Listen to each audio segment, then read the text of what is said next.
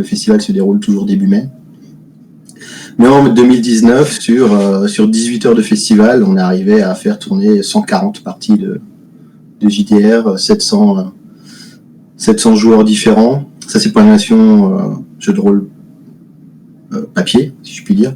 Après, il y a le GN, animé par à peu près 150 animateurs. Là, c'est très difficile de compter le nombre de personnes qui participent. Puis les wargames, le marché, enfin, bon, il y a des endroits où c'est plus compliqué de compter. Ça, c'est l'événement phare de l'association. Après, à côté de ça, on a de manière très régulière des soirées de jeux de rôle plus ou moins ouvertes, soit limitées aux membres de l'association, soit parfois exceptionnellement ouvertes à d'autres publics quand c'est en partenariat avec des médiathèques, d'autres clubs, voilà. On a en 2020, on s'est tourné vers le virtuel, forcément. Pareil, confinement, crise sanitaire oblige. On a organisé deux pour le coup, conventions en ligne, parce que là, c'est plus les rôlistes qu'on croise. La première pour remplacer le festival qui avait dû être annulé. La seconde courant octobre pour pouvoir marquer ce temps qu'on voulait faire quelque chose de nouveau au mois d'octobre, qu'on n'a pas pu faire en physique, qui étaient des tournois, surtout de Gênes, d'escrime, d'archery tag, tout ça, et un peu de JDR. On n'a pas pu faire, on l'a fait en ligne. C'est l'occasion aussi pour nous de rendre les résultats du concours de scénario de jeu de rôle qu'on organise pour la deuxième fois,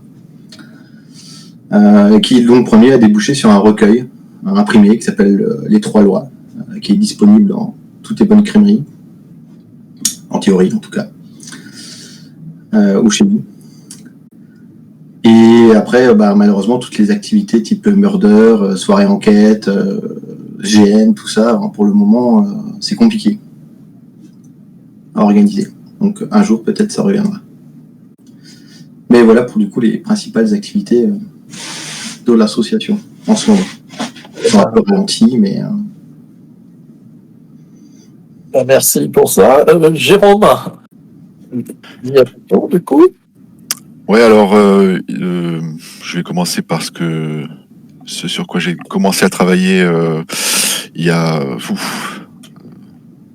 15 ans, peut-être plus même. C'est le Festival international des jeux de Cannes. Au sein du Graal, j'étais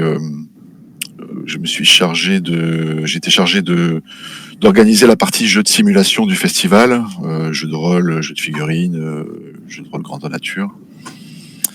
Donc pendant de très nombreuses années. Là, depuis 2 ans, je suis un peu en retrait. Il y a une nouvelle équipe qui a repris plus spécifiquement l'organisation de ce festival-là. C'est un gros festival qui accueille 150 000 visiteurs, qui est très généraliste, qui est un festival de jeux de société, de jeux vidéo, dans lequel on avait souhaité que le jeu de rôle apparaisse, puisse être découvert par des personnes qui ne connaissaient pas du tout ce milieu-là et cette activité-là. Donc on a essayé de présenter le jeu de simulation au sens large à un public très familial. Et ça a duré puisque c'est toujours le cas depuis, on a dû commencer fin des années 90, 97, un truc comme ça. Donc c'est un festival dans lequel le jeu de rôle a une place importante et pérennisée, et c'était un outil pour faire découvrir cette activité à des profanes. Ensuite, je suis président adjoint du Festival Nice Fiction, qui est un festival d'imaginaire, donc comme je disais tout à l'heure, qui présente toutes les activités qui ont lieu autour de l'imaginaire, artistique, littéraire, les jeux évidemment, très important, aussi une part de science, sous forme de conférences, de tables rondes, d'ateliers, de tournois de jeux, etc., qui a lieu en juin à Nice, chaque année. Cette année, Covid oblige, on a dû organiser ce festival de façon virtuelle, 100% virtuelle. Donc on a organisé 35 conférences, je crois, et tables rondes en virtuel, des expos d'art aussi en 3D, en VR, etc. Et des parties de jeu sur le serveur Discord du festival. Et puis je m'occupe aussi d'une association qui fait de l'édition de jeux, donc qui est moins dans l'événementiel, mais plus dans l'édition, qui s'appelle Les Vagabonds du Rêve. Donc on en parlera peut-être plus tout à l'heure avec Sybille à la table ronde de l'après-midi. Voilà. Eh ben, bien vu pour avoir lancé la table ronde de l'après-midi. Donc, comme David me l'a demandé, je vais présenter aussi ce que j'ai fait. Donc, moi, sur Rennes, j'ai initié avec d'autres, hein, évidemment, le festival qui s'appelait Terminus Ludique, qui est un festival de jeux de simulation. Le principe était de motiver et de regrouper les associations qui pratiquaient les jeux de simulation sur Rennes et le bassin rennais, voire plus loin, on en a eu plus loin, pour venir animer et présenter ça au public le plus large possible. Bon, d'où le nom festival, comme le soulignait David. Nous avons eu une première opus de 17, si je ne m'abuse, qui n'a pas eu de suite, et nous l'avons relancé en 2001 sous la forme, au départ, au sein juste de notre association En Frères et Contre Tout, en tant que convention de jeu de rôle, petite convention sans forcément grande prétention au départ. Nous en avons fait 2 à ce volume-là, donc avec la participation à l'époque du studio Ballon Taxi, qui donnera naissance à l'édition John Doe, que le groupe faisait partie de l'organisation et de l'association à l'époque. Et ensuite, la 3e édition, puisque la toute première, on la compte comme numéro 0, c'est en 97, pardon. Nous avons transformé pour en faire un festival, là, effectivement, qui touchait tous les jeux de simulation, intégrant jeux de plateau, jeux de figurines, jeux de rôle, et plus axé ouverture sur le grand public en journée et en convention le soir. Nous la faisions je dis nous faisions parce que c'est arrêté, nous la faisions sur le vendredi soir un petit début, le samedi toute la journée, le samedi soir et le dimanche toute la journée. C'était assez éprouvant, mais ça marchait bien. Sa dernière, donc ce festival a eu jusqu'à plus de 1000 personnes accueillies dans des locaux qui étaient plus tout à fait dimensionnés pour recevoir ça. Nous avions aussi en même temps les nuits du huis clos. C'était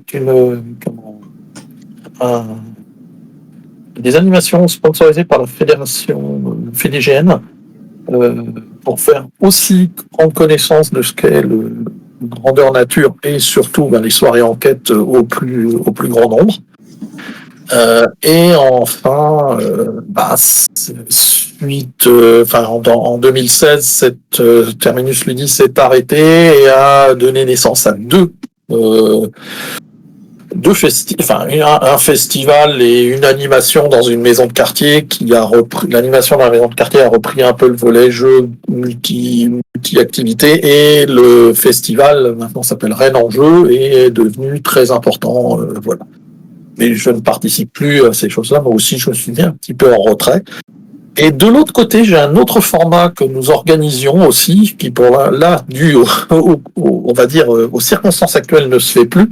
C'est ce qu'on appelle les CIGER, c'est une convention de jeux de rôle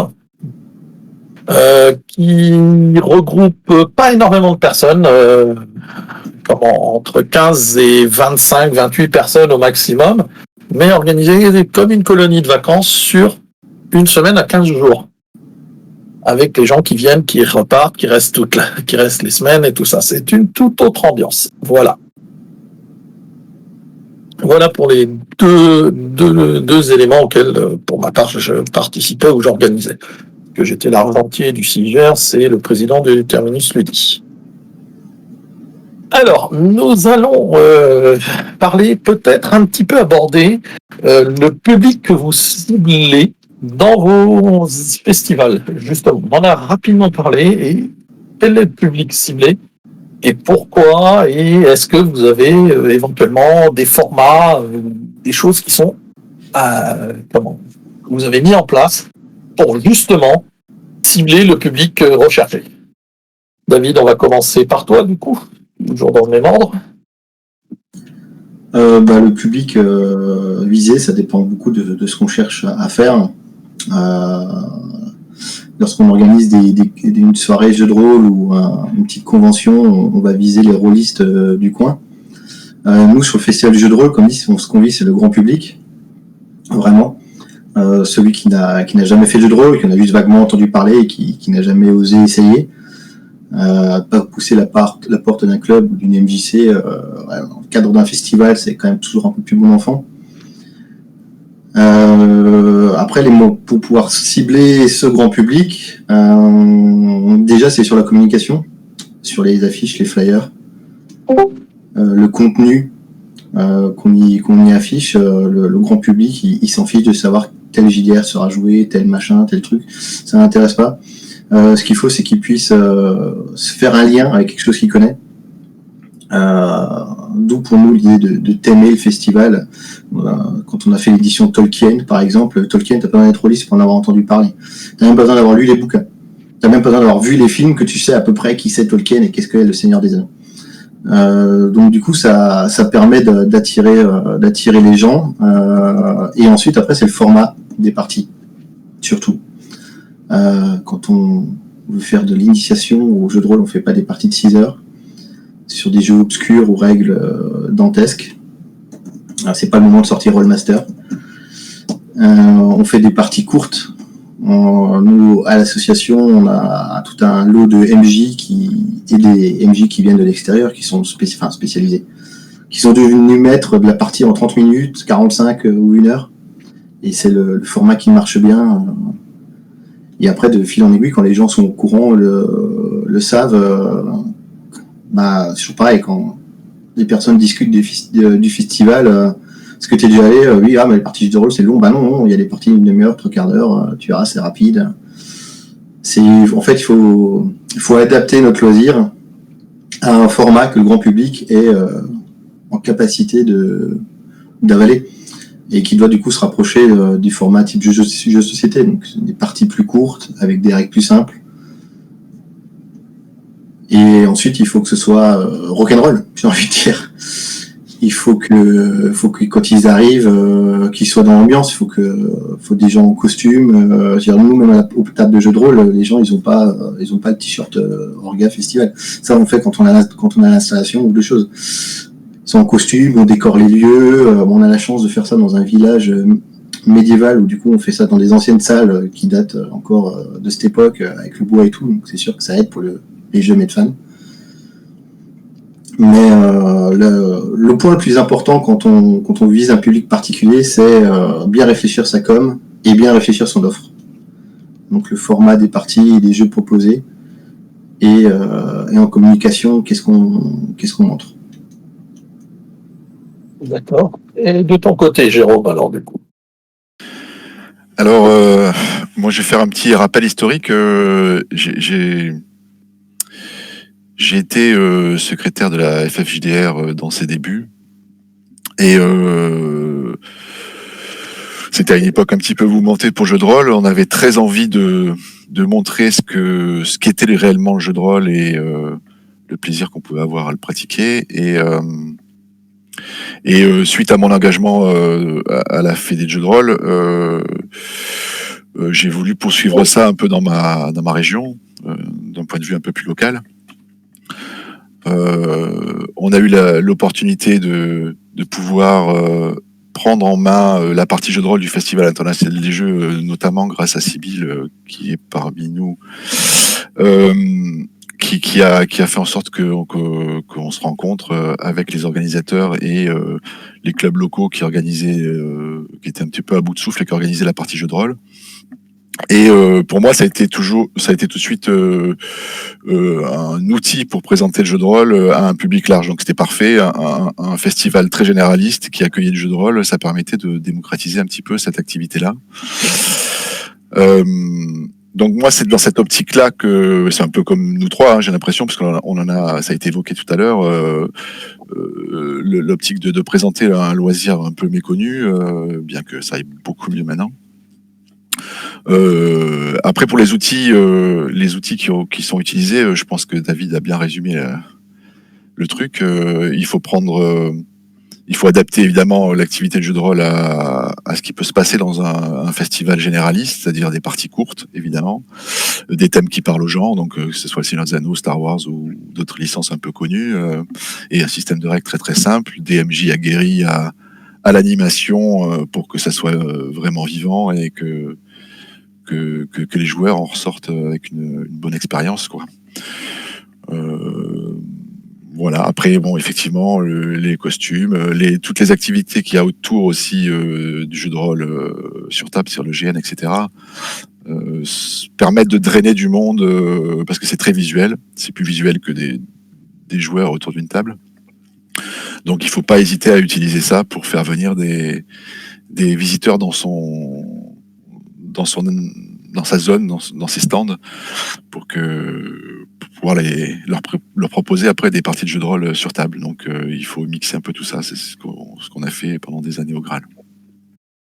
Ouais, donc, ce que vous avez évoqué tous les deux, c'est un petit peu aussi ce que nous avons fait aussi pour Terminus Ludus, c'est-à-dire que on a effectivement essayé de trouver des formats plus courts pour les parties. On a essayé de trouver des formats un peu particuliers.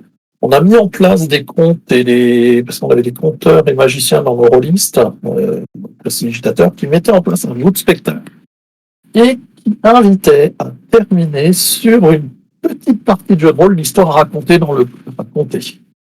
Ça a eu un certain succès, c'était assez particulier, ça a demandé beaucoup de travail, donc on ne le faisait pas souvent. Mais on a fait ça. On a fait aussi, pour compléter, les gens en costume, on les avait. Ça, c'était ce que tu disais, David, c'est vrai. C'est ça, de ce côté-là. La déco aussi, on y pense, mais on n'y pense pas forcément, mais je pense que c'est fondamental. Et on avait, on a essayé aussi, on le fait encore régulièrement, ça marche. La partie jeu d'aventure du jeu de rôle, donc, avec des Playmobil. Alors, au départ, on peut se dire on attire que les gamins. Eh ben c'est pas vrai. On attire aussi les adultes. Et c'est un tremplin qui donnait d'assez bons résultats. Voilà pour compléter ce que vous venez de dire là-dessus. Je vais en profiter pour demander si dans le public, il y a d'autres personnes qui ont envie d'évoquer ce petit côté pour s'adresser au public, en profiter, on a un peu de temps. Ouais. Est-ce qu'il y a quelqu'un qui se sent de nous donner un petit témoignage assez court, mais sur ce sujet?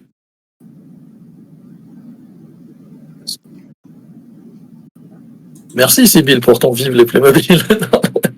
Il y avait Lego qui avait sorti des boîtes aussi de jeux. Je ne sais plus comment ça s'appelait. Oui.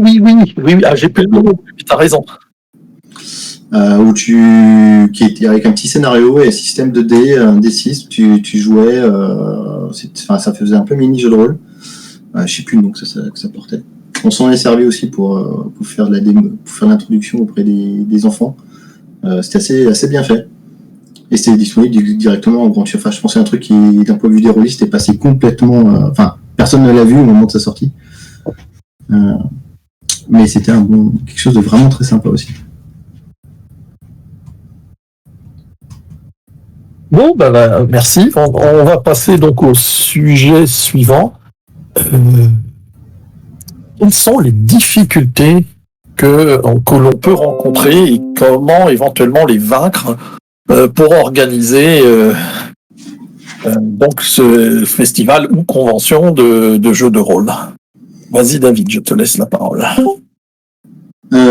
Les difficultés, oui, je pense que ça va être très long. Mais on peut les réduire, je pense, en trois catégories. C'est un petit peu les mêmes qu'on rencontre dans tous les projets qu'on fait. C'est un peu le triangle des Bermudes des projets. C'est le temps, l'énergie, l'argent. C'est les trois. Tu peux à peu près tout ranger dans ces trois morceaux-là. Les grandes difficultés du temps, c'est que, à moins qu'il y ait un monde pareil que j'ignore, la plupart des rôlistes ne vivent pas de l'organisation de festivals. Je suis pas sûr qu'il y en ait un seul d'ailleurs en France qui vive de l'organisation d'événements rôlistes. Donc, ce qui veut dire que tout le monde a un travail, une famille, des activités à côté, donc c'est toujours du en plus. Donc, trouver du temps, de l'énergie, trouver des gens qui sont prêts à donner ce temps, à suivre. Organiser un événement pour la première fois, c'est toujours très motivant, les gens sont à fond, fait plein de trucs. Puis après, quand on commence à se dire on va faire ça tous les ans, d'un coup, c'est vite plus la même. Et arriver à recruter ces bénévoles, à les conserver, à les impliquer aussi. Parce que, moi je le vois au festival, trouver des gens pour animer dans la rue en costume et jouer les PNJ, j'en ai tout le tour du ventre, c'est pas un souci. Par contre, quand il s'agit de gérer la logistique des boissons ou ce genre de choses, là, c'est tout de suite moins glamour. Donc il faut arriver à trouver du monde pour gérer toutes les facettes. Moi, en général, au début de l'année, quand il y a des nouveaux qui arrivent, je fais mon petit discours avec un grand D20. On a un D20 en nous, c'est à peu près grand comme ça. Et je suis organisé un festival, c'est comme un D20. Et toutes les phases sont importantes. Et il y en a certaines qui sont pas glamour. Le 1, il est pas glamour, mais il faut qu'il soit là quand même, parce que sinon, quand tu lances ton dé, il roule pas. C'est un peu pareil. Alors, c'est une métaphore à la con, mais ça marche assez bien en règle générale. Et je survole un peu rapidement, je pense qu'après on ira peut-être dans des détails. Et après, l'argent, forcément. Le milieu du jeu de rôle est un milieu qui draine beaucoup moins de fonds que du jeu de société ou ce genre de choses. Donc il faut trouver des fonds, parce que les salles sont pas toujours gratuites. Du matériel, pour diverses raisons, il faut pouvoir trouver des fonds. Les subventions publiques sont parfois difficiles à obtenir. Quand on est une association de jeux de rôle et qu'on envoie son projet pour une subvention publique, si t'as quelqu'un en face qui n'en a jamais entendu parler, il se dit encore un truc d'illuminé, il le pose en bas de la pile et puis il passe à autre chose. Donc après, t'as des solutions de tarifs d'entrée, mais tu veux pas rentrer dans quelque chose de trop déconnant non plus. Et quand on est dans un événement, tout coûte cher. Le matériel. Donc je pense qu'on peut limiter à ça les trois. Je pense que tu peux à peu près classer toutes les difficultés là-dedans. Et après, selon comment tu développes ton événement, tu arrives à en écluser plus ou moins l'une ou l'autre avec le temps. Tu arrives à réduire ton temps en mettant en place des vrais outils de gestion d'organisation, en notant, déjà en passant des notes d'un orga à l'autre. C'est-à-dire que quand tu as un orga qui succède à un précédent, il faut s'assurer qu'il y a une vraie passation du savoir et du savoir-faire. Parce qu'organiser un festival du jeu de rôle, c'est pas comme suivre une bonne recette de cuisine, mais si en plus t'as pas la recette, tu es quand même vraiment mal barré. Il y a plein de choses. Je pense qu'il faut qu'on arrive à se centrer après sur 2-3 points particuliers.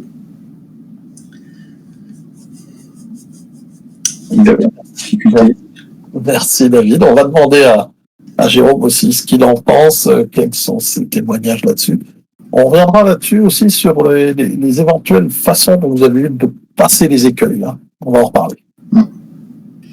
La liste des difficultés qu'on a à organiser un événement de jeu de rôle ou d'autres choses d'ailleurs, elle est infinie.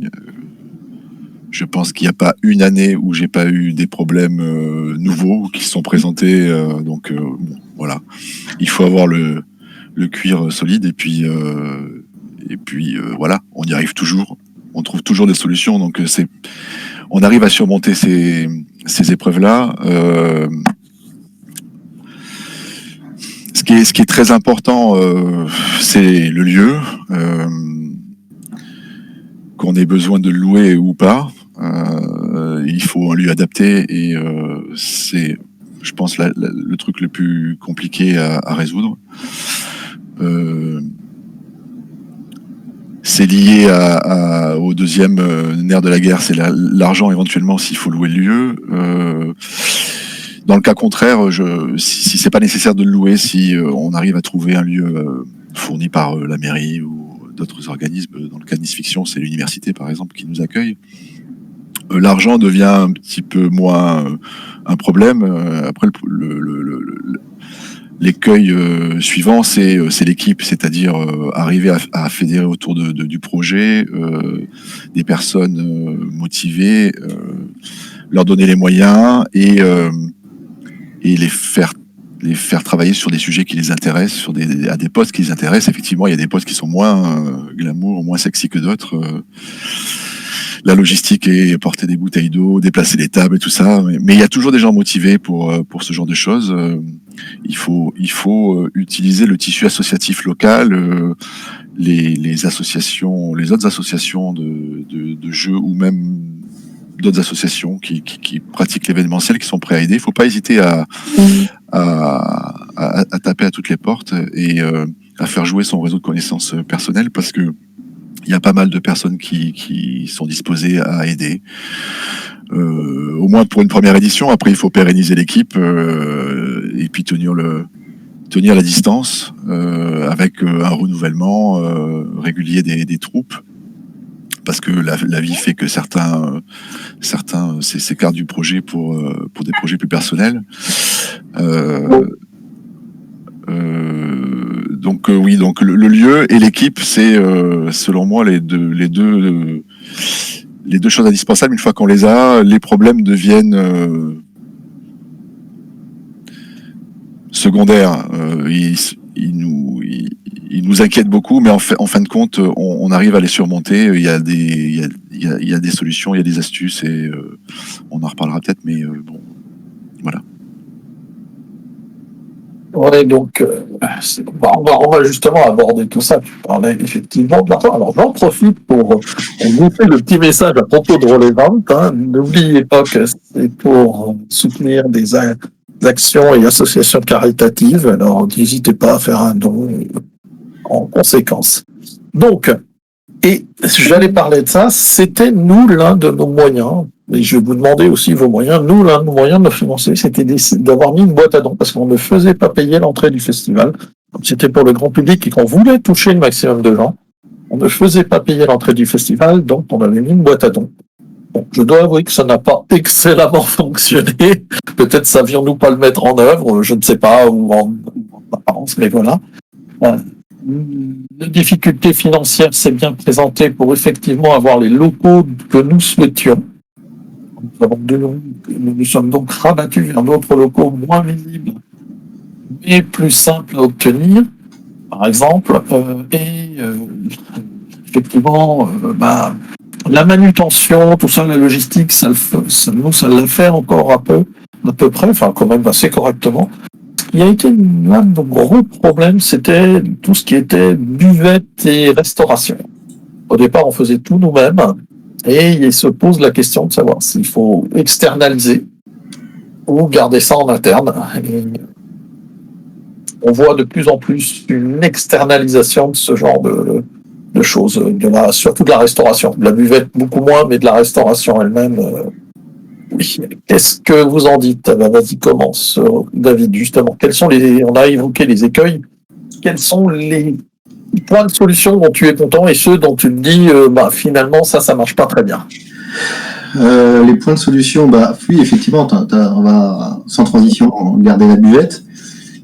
Je pense que c'est un des moyens de rentrer de l'argent les plus efficaces. Tout le monde a besoin de boire, tout le monde a besoin de manger. Même les gens qui n'ont pas un gros budget parce qu'ils sont étudiants, ils viendront toujours acheter un sandwich ou une boisson.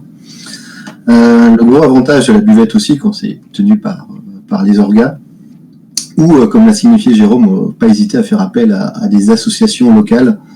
Nous, par exemple, sur le festival, on a 2 buvettes. Évidemment, on n'a pas l'équipe pour tenir 2 buvettes, malgré qu'on soit presque 300 le jour du festival. On n'a pas 2 équipes de buvettes. Et la deuxième est tenue par une association, une autre, avec qui on partage du coup les bénéfices.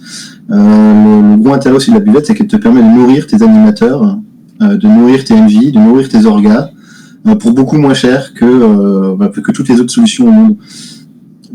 Donc déjà, ça c'est un premier point. Et donc souvent une buvette, dans un premier temps, elle va te permettre, les sous que tu vas rentrer, ça va pas te permettre d'acheter du matériel ou d'avoir des invités, mais ça va te permettre de ne pas payer, tu vas payer la bouffe à tes animateurs, mais elle va pas sortir directement de tes caisses parce que c'est l'argent qui va rentrer de la buvette qui va te permettre de nourrir tes bénévoles, tes animateurs et tout ce petit monde-là. Après, organiser une buvette, c'est pas forcément, Ça dépend de la taille de ce qu'on veut faire. C'est pas forcément simple. Ça dépend aussi beaucoup de son réseau. Là, je rejoins aussi Jérôme. Je pense que s'il y a un point que sous-estime beaucoup d'associations de jeux de rôle qui organisent des événements, et enfin surtout leur président du coup, parce que quelque part c'est dans leur boulot à eux, c'est de rencontrer les acteurs économiques locaux, que ce soit les gérants de grandes surfaces, les artisans divers, les présidents des autres associations. Il y a des temps souvent pour ça dans une ville, qui soient des inaugurations, par exemple d'un marché Noël ou n'importe quoi, où il y a souvent beaucoup de ces acteurs-là qui sont présents. Faut pas hésiter à y aller, et rencontrer ces gens-là, parce qu'une fois qu'on les a vus en vrai et qu'ensuite on leur passe un coup de fil, avoir un visage sur un nom, ça aide tout de suite. Nous, par exemple, notre buvette, on n'avance absolument aucune somme avant le festival. Zéro. Miette, nada. Parce qu'on a vu avec les grandes surfaces ou les producteurs locaux, selon ce qu'on a besoin, pour déjà ramener ce qu'on n'aura pas consommé et qu'eux ils peuvent encore revendre, par exemple les boissons. Pour le frais, c'est toujours un peu plus délicat, mais du coup ça demande des calculs de mathématiques, il faut être un peu plus précis. Dans la boisson, quand tu peux la ramener, du coup tu tables large, tu dis bon, faut pire, on ramène, et de payer après. Donc déjà, ça t'évite un gros taux de trésorerie avant que t'as pas forcément. Ça, c'est la première chose à faire. Rencontrer les producteurs, les dirigeants de supermarchés, c'est souvent autour de vous qui peuvent fournir pour la buvette, et essayer de négocier avec eux de ne pouvoir régler qu'après. Ça, c'est déjà le premier point. Et parfois, après, des tarifs aussi dus à la quantité. Ça dépend de la quantité que vous consommez. Nous, en tout cas, au Festival Jeux de rôle, la buvette, c'est une manière non seulement de nourrir nos 300 bénévoles, parce que quand tu dois sortir des tickets repas pour 300 personnes pour un resto, c'est pas la même tisane, et de dégager un peu de budget pour les bricots, la mise en scène, les décorums, tout ça. C'est un des moyens les plus simples, parce que la réussite repose uniquement sur l'association. Il n'y a pas d'élément extérieur. La réussite de votre buvette, ça dépend uniquement de vous, ce que vous faites, comment vous le présentez, comment vous le vendez, où vous la placez, parce qu'on la place pas n'importe où non plus dans un événement, il faut la placer à un endroit stratégique.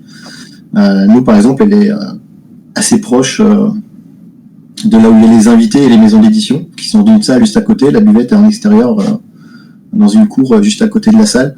Tout le monde vient voir tous les rôlistes viennent voir les invités et les maisons d'édition. Dans les salles à côté des maisons d'édition, il y a les initiations de jeux de rôle. Donc le grand public vient aussi au même endroit. Et poser une buvette, c'est aussi un endroit stratégique. D'accord. Merci pour ça. Jérôme, de ton côté, les différentes solutions apportées aux différents problèmes et éventuellement le sujet buvette qui semble être un sujet. Chez nous, c'est un sujet majeur aussi. Oui, évidemment, c'est très important. Ce qu'a dit David est tout à fait vrai. Il faut nourrir ces bénévoles, c'est important. Ils sont là pour aider. La moindre des choses, c'est de les nourrir correctement. Donc la buvette est un super outil pour ça. Faut prendre en compte aussi tous les aspects hygiène, etc. qui vont avec, mais c'est surmontable et ça permet surtout, en tout cas en ce qui nous concerne nous en Nice Fiction, de nourrir les bénévoles en fait, parce que c'est une grosse équipe et ça serait insurmontable d'acheter de la nourriture pour tous les bénévoles. Après, c'est une rentrée d'argent, faut pas le négliger non plus, qui est importante. Qui vient s'ajouter aux autres, donc c'est important. La boîte à dons aussi. Alors nous aussi, notre festival est gratuit puisque l'objectif c'est de faire découvrir l'imaginaire sous toutes ses formes au public. Donc on a choisi l'option gratuite, entrée gratuite. Donc il y a une boîte à dons aussi qui apporte un petit peu de beurre dans les épinards. Quelques produits dérivés aussi qu'on vend sur la boutique du festival et des partenariats aussi avec. Alors nous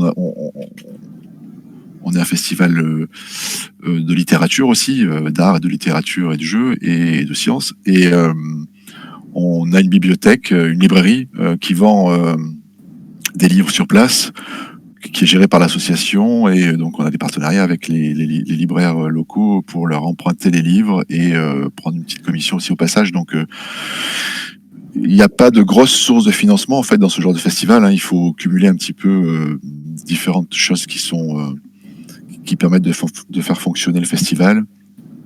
Il y a aussi le sujet des subventions qui est important. C'est très difficile à obtenir. C'est un combat chaque année. Surtout pour rentrer dans le système. Une fois qu'on y est, après, on est connu. Les responsables se déplacent, viennent voir ce qui se passe, ils prennent la mesure de l'événement et en général, ça se passe très bien et ils continuent après à soutenir l'événement.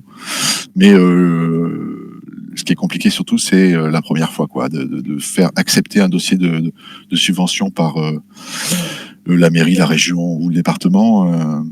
C'est un peu compliqué, c'est beaucoup de travail, mais faut pas laisser tomber. C'est pas inaccessible du tout. D'accord, merci.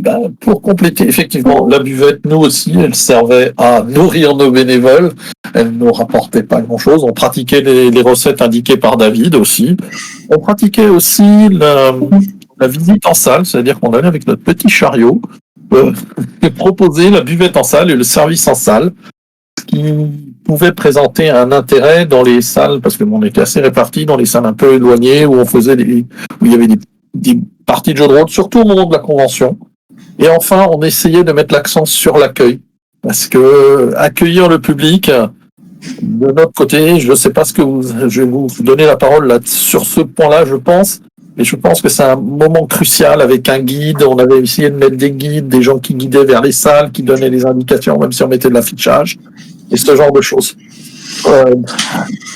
David, de ton côté.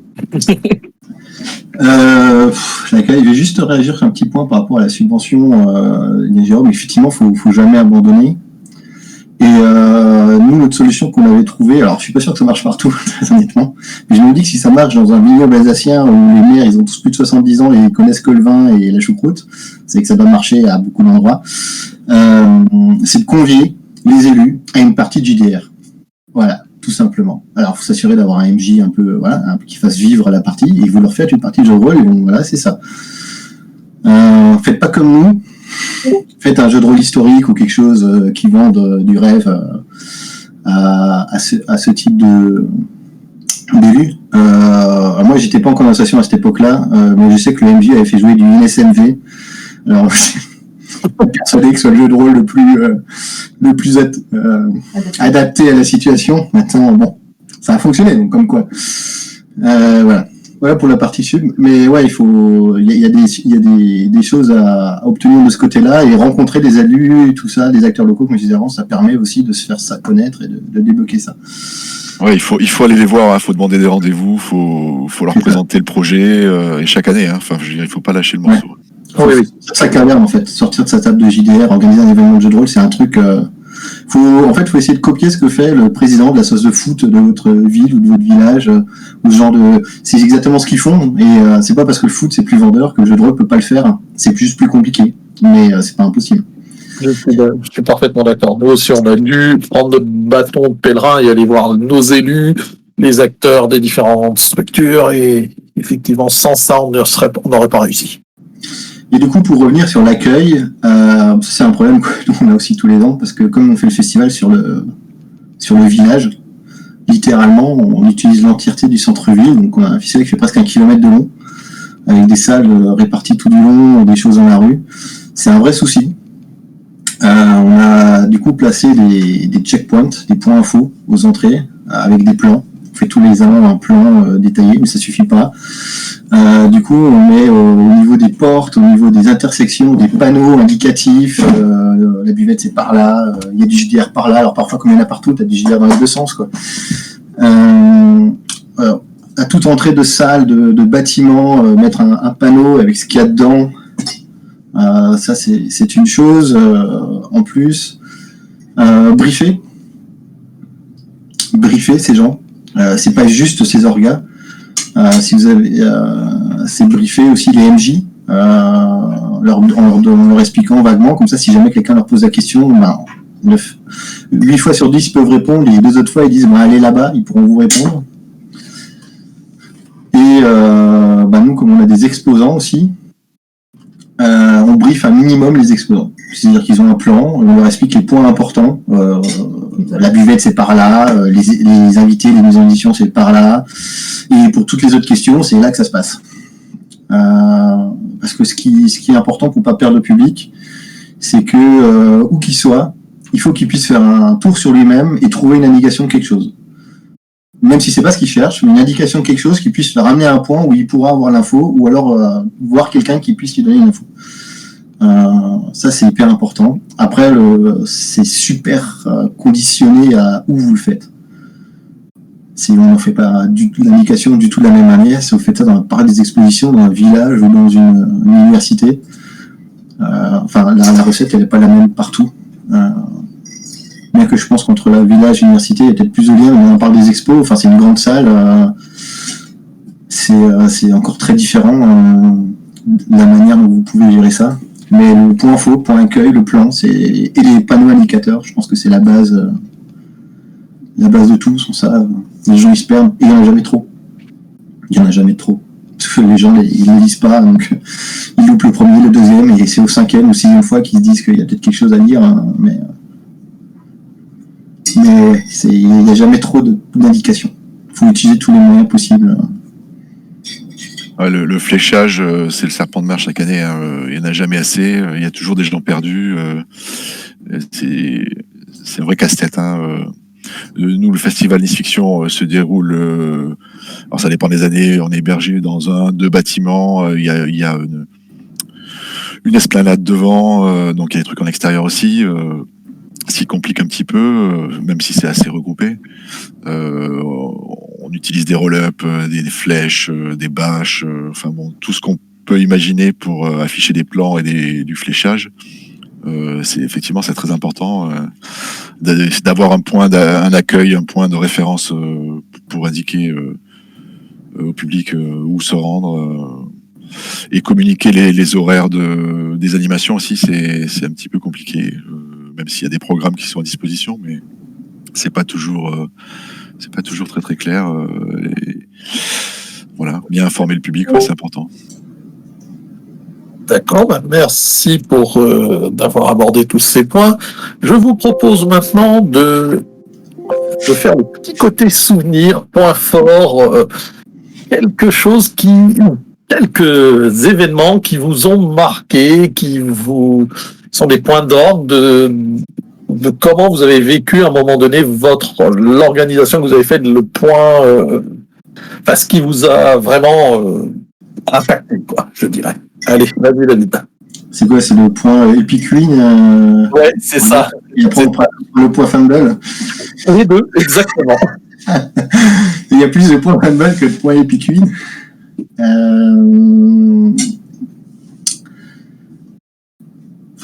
Nous, au festival, le plus gros point Epic Win, c'est pas un événement particulier, du coup, c'est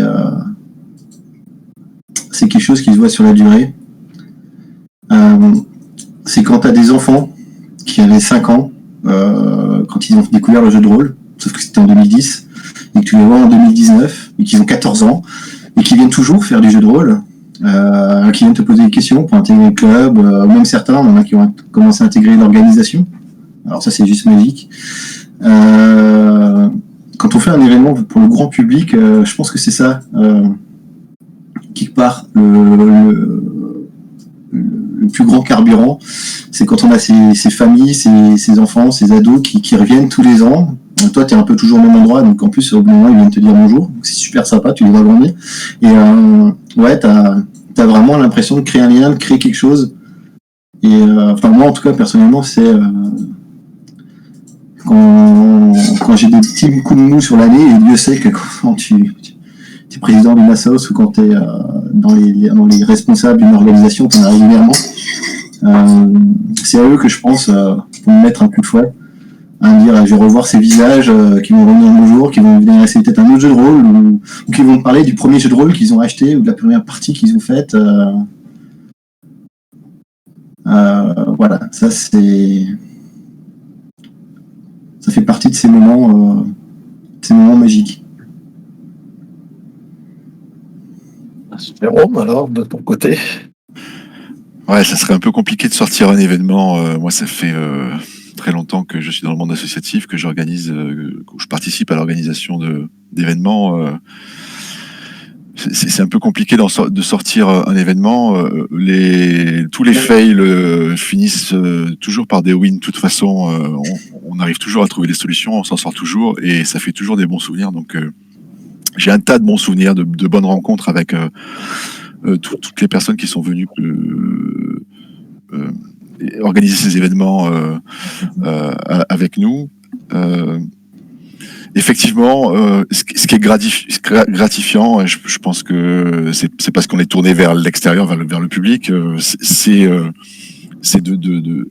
de voir le résultat de son travail, de voir les gens jouer, d'être heureux et revenir et se transformer en joueurs réguliers. C'est quelque chose de gratifiant, quoi. Voilà, on sait pourquoi on est là et on sait que ça fonctionne et que c'est utile et que ça fait avancer le loisir vers une plus grande démocratisation et c'est pour moi quelque chose d'important. Donc c'est un grand bonheur de voir ça. Sinon, il y a un moment particulier, moi, dans l'organisation des festivals qui est très personnel. Et que j'apprécie particulièrement, c'est quand c'est terminé. Alors pas parce que c'est la fin des galères, mais parce que le calme retombe sur les lieux, tout est quasiment vide. Enfin, on a déjà tout plié. J'ai pour habitude toujours de faire un dernier tour pour vérifier qu'on n'a rien laissé au milieu, qu'on laisse les lieux propres, etc.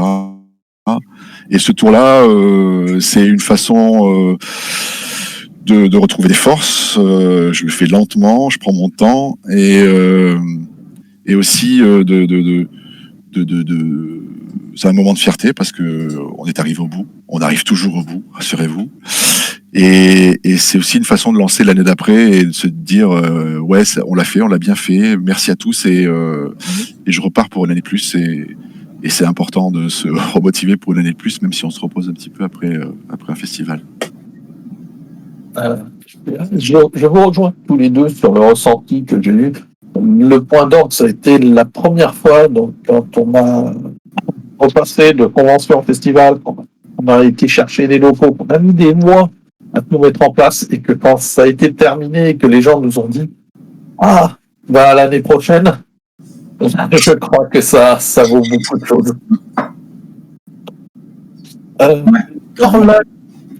Gorlac, je vois que tu retrouves, tu as un petit témoignage à nous apporter?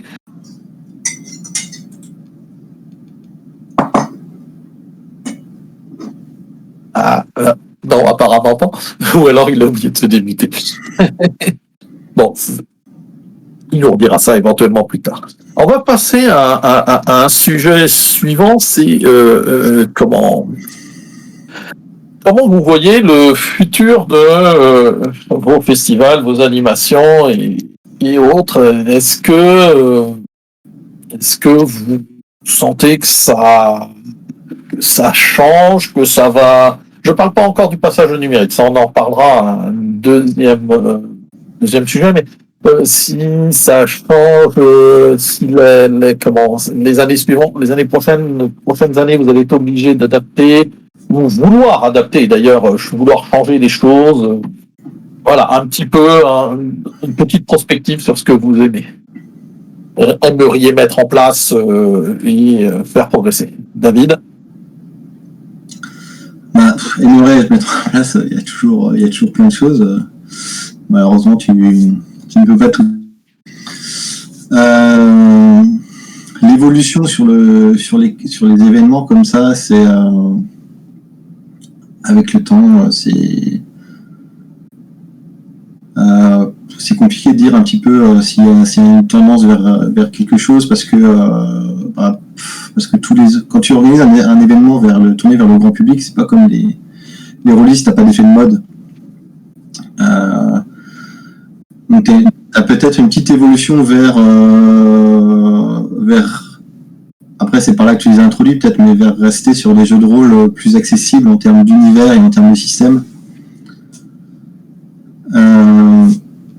Après ce qu'on voit comme évolution, je crois pense qu'il y a à peu près tous les festivals qui commencent à faire ça, mais c'est très compliqué à mettre en place parce qu'il faut trouver les gens.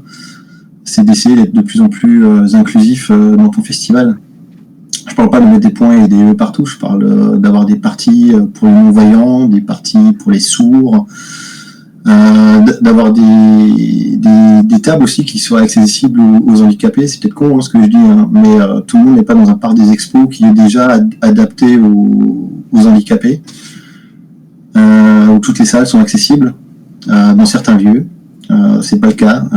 Nous jouons dans notre village médiéval, l'accessibilité fauteuil roulant elle est un peu limitée. Donc du coup, il faut trouver des zones, trouver des lieux pour arriver à créer cette accessibilité-là. Donc ça, c'est ce qu'on a déjà fait depuis quelques années. Là, ce qui serait bien maintenant, ce serait d'avoir une accessibilité aux sourds ou aux malentendants ou aux muets, souvent qui sont les deux. Les personnes qui sont non-voyants aussi, c'est compliqué. Ça demande un travail particulier et que personnellement, je suis pas encore sûr d'avoir trouvé toutes les options. Parce que souvent, ça demande de passer par des intervenants extérieurs, et là, on retombe dans les problèmes de contact, d'argent, de salle, tout ça. À moins d'avoir des rôlistes autour de soi qui soient sensibilisés ou qui parlent, par exemple, façon de parler, qui signent dans le monde des signes. Mais c'est encore quelque chose d'assez rare. Et c'est quelque chose que, ouais, on aimerait bien développer. On a fait la langue déjà. Depuis 2-3 ans, on a des parties pas que en français, des parties en allemand, quand il y a en Alsace en même temps, voilà. On a des parties en anglais, qui sont pas très nombreuses, mais on en a quand même quelques-unes qui sont proposées. Et je pense que par exemple, quand on est dans un festival dans une zone frontalière, je ne sais pas comment ça se passe à Miss Fiction par exemple, mais avec les Italiens à côté, j'imagine qu'il y en a quelques-uns qui viennent et qui parlent pas tous français, par exemple. Et que proposer des parties de jeu de rôle qui puissent être jouées également en italien, ça doit faire partie des éléments intéressants pour amener du public. Oui, absolument, ça peut être une idée. Oui. On a des conférenciers qui sont italiens qui sont venus nous présenter des choses, mais c'est vrai que des parties de jeux de rôle en langue étrangère, on n'en a jamais fait. Mais c'est une bonne idée, ouais. Voilà, Jérôme, tu as d'autres points à ajouter ?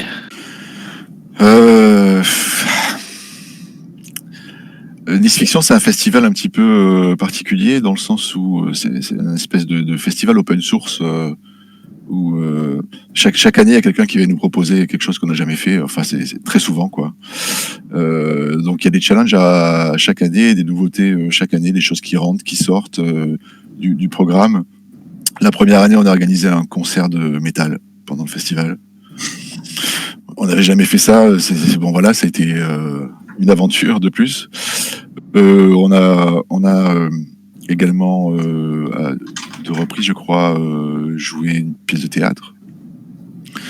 Donc toutes les formes d'expression sont les bienvenues. Donc après, c'est à nous de faire en sorte que les projets puissent se réaliser au sein du festival et à relever les défis techniques et d'organisation. Mais comme on est un festival imaginaire qui touche à plusieurs supports, l'art, la littérature, les sciences, etc., le jeu. Il y a souvent des gens qui viennent nous voir avec des super idées, et des fois on ne peut pas, mais on essaie toujours de réaliser le maximum de choses. Donc ça évolue en permanence. Il y a les équilibres aussi changent en permanence. Il y a des années où il y a plus de sciences, il y a plus d'expérimentation, d'ateliers, plus de conférences. Une année, ça va être plus de l'astronomie, l'autre année, ça va être de la biologie. Enfin bon, les choses évoluent tout le temps, c'est très varié et on n'a pas le temps de se reposer sur nos lauriers. En fait, il y a du changement permanent et c'est bien, ça fait vivre la programmation et ça suscite l'intérêt, ça entretient l'intérêt des festivaliers. Eh ben, merci sur ce point. Du coup, on va passer au point suivant, qui sera sans doute notre dernier point, et puis on évoquera des points libres après. Le passage au numérique des conventions, festivals et autres. Est-ce que ça se fait? Est-ce que vous l'avez fait? Est-ce que vous l'avez tenté? Ou est-ce que dans le format que vous avez, ce n'est pas jouable ou facilement jouable? Les problèmes que vous rencontrez. Je vous écoute, David, à toi. Donc, pour le coup, 2020, on l'a fait. Suite à l'annulation du festival en physique, on est passé en virtuel. On a utilisé Discord, sur lequel on a installé tout un lot de salons. Alors, commencer par, du coup, tout ce qui est uniquement virtuel, et après, je vais parler un petit peu de ce qui pourrait être hybride. En uniquement virtuel, il existe quand même beaucoup de choses en ligne qui fonctionnent déjà. Votre local de convention, ça peut être un Discord. Vous avez la possibilité de retransmettre des parties de jeux de rôle, des tables rondes, des choses comme ça sur Twitch, par exemple, pour que ce soit suivi par un maximum de monde. C'est des choses qui sont pas surnaturelles à mettre en place. Je propose qu'on s'y intéresse un petit peu. Il y a un outil pour les inscriptions, par exemple, des parties de jeux de rôle qui est assez magique, qui a été créé à la base pour Octogone par Scratchy, qui s'appelle Convention Rolliste. Alors nous, on n'a pas encore eu l'occasion de s'en servir en physique, on ne sait pas encore ce que ça donne en physique. Mais en tout cas, pour les parties en ligne, c'est juste magique. C'est-à-dire que les MJ peuvent inscrire leurs parties indépendamment des orgas, les joueurs peuvent s'inscrire indépendamment des orgas. Bref, ça vit tout seul. Ton inscription aux parties de jeu de rôle, elle se fait tout seul. Toi, tu as juste à regarder et peut-être cliquer une fois ou deux à gauche, à droite, ou si quelqu'un s'est planté, à le modifier, mais ça se fait tout seul. Et après, tout ce qui te reste à faire, c'est dans ton Discord, à mettre des tables de JDR numérotées, 1, 2, 3, ou par ordre alphabétique, enfin un truc simple qui soit pour s'y retrouver. Parce que les gens, quand ils doivent scroller dans les salons, si c'est trop compliqué de s'y retrouver, ils sont perdus. Déjà, table de 12, parfois, c'est pas simple. Et ouais, je pense que, en fait, ce qu'il faut, quand on fait un événement virtuel, il faut piquer, si je puis dire, ce qui fonctionne dans le jeu vidéo. Parce qu'eux, ils font ça depuis longtemps. Des choses en ligne, des choses virtuelles. Et ils savent faire. Et ils savent bien mieux faire que nous. Et si on veut faire une convention en ligne qui fonctionne, le mieux, c'est encore de regarder comment eux, ils font et d'adapter pour le jeu de rôle. Partir de zéro, c'est pas forcément utile, c'est pas forcément intéressant non plus, parce qu'on va se choper des écueils qu'on n'avait pas calculés. Alors que si on essaie de regarder ce que les autres ont fait, même si c'est sur un autre média, et on s'évite potentiellement tout un tas de problèmes qui peuvent intervenir.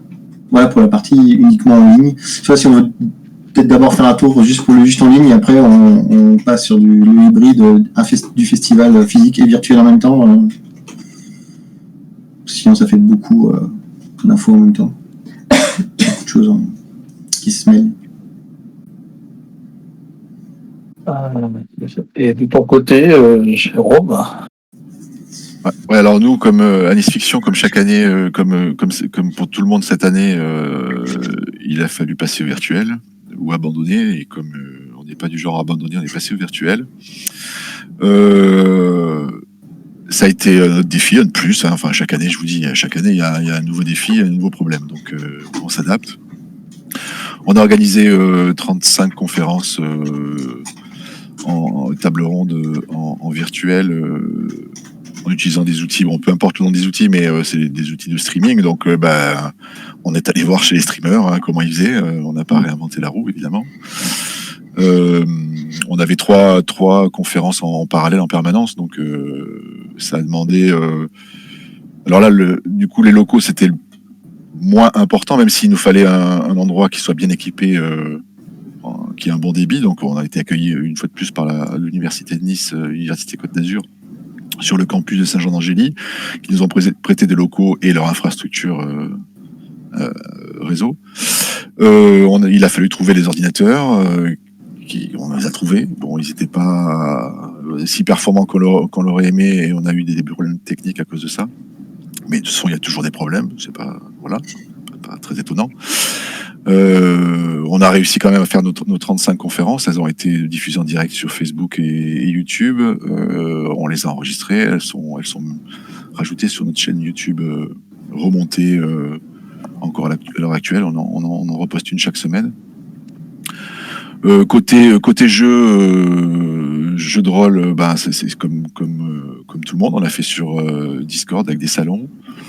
Il y a eu pas mal de parties, j'ai plus en tête le nombre de tables, mais ça a bien tourné. Pareil, on est allé voir les copains comment ils faisaient, et puis on a fait pareil. Et pour les expos d'art et de sciences, parce qu'on avait aussi des expos de sciences, on a utilisé un outil qui s'appelle ArtStep, qui est grec, c'est développé par des Grecs, qui est un site qui permet de faire des expositions en 3D compatibles VR, et qui ont un bon rendu, et qui nous ont permis de proposer 7 ou 8 expositions différentes d'art et de sciences. Donc voilà, il faut aller fureter, il a fallu s'adapter, aller chercher les outils à droite à gauche, voir comment faisaient les autres, et puis toujours pareil, le réseau, demander, discuter, et on trouve des solutions après pour s'adapter, quoi. Il faut du temps et un peu de matériel dans le cas du virtuel, parce qu'il faut quand même des ordis, notamment pour streamer, quand il y a 4-5 intervenants en live, il faut quand même que l'ordi tienne un petit peu la route, quoi. Ouais, ben. Eh ben, merci pour tout ça. Pour les points que j'ai vu identifier, que David avait vu identifier, je crois que nous avons fait le tour. Donc nous allons passer à la partie un peu plus libre, que je propose de faire comme suit, c'est que les gens fassent une demande de parole dans la conférence. Donc vous pouvez marquer DDP, et on va gérer le passage de parole à chacun d'entre vous, de façon à éviter les collisions de paroles. Et je vais commencer quand même par demander à nos deux invités, David et Jérôme, s'ils ont des points qu'ils aimeraient aborder en supplément. Donc David, est-ce que tu as des points supplémentaires que tu aimerais voir, sur lesquels tu aimerais témoigner là-dessus? Des points supplémentaires. Je pense que la règle d'or d'organiser un festival de jeux de rôlistes, enfin un événement rôliste quel qu'il soit, c'est anticiper. C'est se poser la question 3 fois, compter 5 fois et commander qu'une seule. Ça évite pas mal de problèmes jour J. Enfin, il y en aura toujours, mais c'est la préparation qui fait tout. Quand on joue à des wargames, on dit qu'aucun plan de bataille ne survit au contact de l'ennemi, mais si t'as pas de plan de bataille, c'est toi qui survivra pas. C'est exactement ça aussi quand on organise un événement rôliste. C'est de toute façon, il va y avoir des problèmes que vous aviez pas anticipés, que vous n'avez pas vus, que vous avez pas oublié, enfin vous avez oublié, ou enfin des choses qui arrivent, qui surprennent. Mais si on n'a pas un plan ficelé au maximum, ça part très très vite en cacahuète. Et je pense que ça passe par une organisation de l'organisation, si je puis dire, avec des personnes affectées à des pôles, des personnes affectées à certaines choses. Tu peux pas tout savoir d'un événement. Même le chef, entre guillemets, enfin celui qui à un moment tranche et fait que tout ça fonctionne ensemble, il peut pas tout savoir dans tous les détails, c'est pas possible. Il y a un moment, il y a trop d'informations. Mais il faut que tout le monde puisse savoir où trouver l'information. Et puis se retourner et avoir des options. Toujours des plans B, des trucs. On a déjà eu des couacs au festival à 20h30, on vient de voir en disant il n'y a plus de lardons, pour les tartes fermées le lendemain. Alors du coup tu mets 2 tartes en disant si tu avais dit ça 1 heure plus tôt, on serait allé faire des courses à 20h30. Ou est-ce que tu trouves 10 kilos de lardons quand tout est fermé avant le dimanche matin, ou rien ouvert non plus. Voilà. D'ailleurs il y a un invité qui nous en a fait une nouvelle, une histoire, qui a écrit un scénario là-dessus. Tellement ça l'a fait rire, nous beaucoup moins sur le moment. Mais c'est symptomatique de ce qui arrive en événement rôliste. C'est des trucs comme ça qui d'un coup couac, et il faut toujours essayer dans l'anticipation, il faut essayer de se trouver des plans B que tu espères ne jamais utiliser. Mais dans l'idéal, il faut essayer d'avoir un carnet plein, et ça passe par le tissu local, contacter. Voilà. Tu sais jamais ce qui te tombe dessus, mais il faut être bien préparé. Avoir des idées, des contacts, décrocher son téléphone et savoir qui appeler. C'est la différence entre un événement qui va se retrouver bloqué à cause d'une connerie. Si au hasard, une rallonge qui pète à un endroit qui alimente de l'électricité dans une zone, du coup il n'y a plus de lumière. Alors là, si toi t'as pas prévu de rallonge de rab ou tu sais pas à qui l'a demandé, t'es marron pour le reste de l'événement, quoi. La buvette, par exemple. Ouais, voilà, au hasard. Au hasard, la buvette, C'est du vécu, ça. il peut y avoir. C'est du vécu aussi. J'ai le même genre de choses que toi. Le soir, à 19h30, on m'annonce qu'il n'y a plus une partie de la buvette, que c'est parti parce qu'on a eu plus d'affluence que d'habitude, que prévu et tout. C'était bien, sauf qu'on n'avait pas prévu. Et donc, bref, on commence à essayer de voir comment on peut organiser ça, parce que à cette heure-là, les magasins, c'est fermé, ou il en reste très peu. Et là, j'avais comme tu disais, ça illustre un petit peu tout ça. Donc, d'inviter les élus et tout ça, j'avais la députée de secteur que je connaissais bien, qui était venue, et qui s'est proposée en tant que bénévole pour aller chercher les éléments qui nous manquaient en buvette. Et j'ai trouvé ça extraordinaire. Je me suis dit, là, il y a quelqu'un qui était pas dans l'organisation, qui était juste invité et qui s'est dit, bah ouais, mais là, et ça aussi, c'est quelque chose moi, j'ai trouvé ça très fort et, effectivement, on se retrouve toujours coincé, il faut improviser. L'improvisation. Quand vous maîtrisez une partie de jeu de rôle, hein, en fait. Faut improviser, mais il faut avoir un petit peu prévu des choses à l'avance, plan B et autres. Je suis d'accord avec toi, David. Jérôme? Ouais, les plans B, C, D, ouais, alpha, bêta, gamma, il faut avoir plein de plans, ouais. C'est un peu comme dans une partie de jeu de rôle, là, quand on prévoit une opération, on planifie une opération pour aller dérober quelque chose quelque part ou délivrer quelqu'un quelque part. On passe 1h30 à faire un plan et ça se passe jamais comme on avait prévu que ça se passe. Bah là, c'est pareil. Ça se passe jamais comme on a prévu que ça se passe, donc il faut anticiper et prévoir. C'est exactement ce qu'a dit David, hein, je ne vais pas le redire, mais c'est important. Il y a une autre chose qui est importante aussi, c'est la communication en amont, dans les phases de préparation. La communication entre les différents organisateurs, les différents responsables de chaque activité, chaque pôle, chaque animation. C'est important qu'il y ait beaucoup de communication. C'est difficile parfois, et souvent, c'est difficile, mais que les gens se sentent tenus au courant parce que ça maintient la motivation et puis qu'ils puissent remonter eux les informations et leurs problèmes, etc. Et que ça soit partagé, que la charge pour assumer ces problèmes-là et ces difficultés soit partagée sur toute l'équipe et que tout le monde puisse participer, quoi. Alors, j'ai Coraline qui nous a dit un petit mot dans le chat. Coraline, tu veux nous en dire un petit peu plus? Voilà, je ne sais pas si on m'entend. Oui, on t'entend. Bonjour Coraline. Okay, bonjour. Moi, je fais partie de l'association Nickel. Hein. Je suis une des chargées de communication dans l'organisation du Festival du jeu de rôle. Un des points importants, c'est qu'il faut que les orgas, les bénévoles communiquent entre eux. Pour dire, voilà, moi je fais ceci, j'ai fait cela. Ou même, nous, on est partagés en petites équipes. Comme ça, chacun s'organise un petit peu de la partie qui l'intéresse plus dans l'organisation du festival. Faut être un petit peu au courant de tout ce qui se passe parce parfois on peut se rendre compte que, mais tiens, pourquoi ils ont pas fait ci, ou ils ont peut-être oublié cela. Est-ce qu'ils ont pensé à contacter telle personne? Et si on va pas leur dire, eux, ils peuvent pas deviner ce que nous, on a pensé. Et donc, ça peut entraîner peut-être des oublis ou des problèmes. Voilà, donc comme disait déjà David et Jérôme, il faut vraiment parler entre tout le monde et surtout après rester. On est quand même des bénévoles, on est là pour monter quelque chose ensemble. Donc ça peut arriver que de temps en temps il y ait des petits clashs. Il faut parfois en parler pour faire disparaître le clash, mais il faut aussi être indulgent les uns envers les autres. Chacun donne le temps et tout ce qu'il peut mettre dans une organisation.